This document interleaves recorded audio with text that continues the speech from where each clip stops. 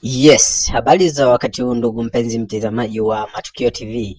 Leo tunakwenda kukutangazia mchezo mbashara utakaopigwa hapo kesho dhidi ya Yanga na Simba. Mechi hii itakuwa mbashara kupitia channel hii ya Matukio TV.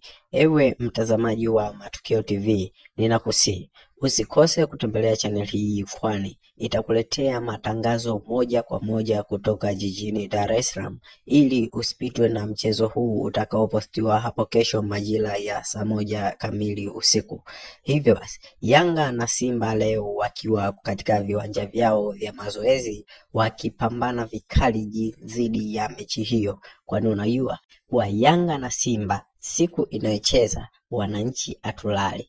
Hivyo basi wao wanapaswa kulinda mioyo ya mashabiki wao, kwani wanaweza wakaangamiza maisha yao, kwa sababu mpira huu umekuwa ni mpira wenye tishio kubwa sana hapa nchini kwetu Tanzania, kuwa na mashabiki wengi na kuwa timu bora iliyo hapa nchini Tanzania.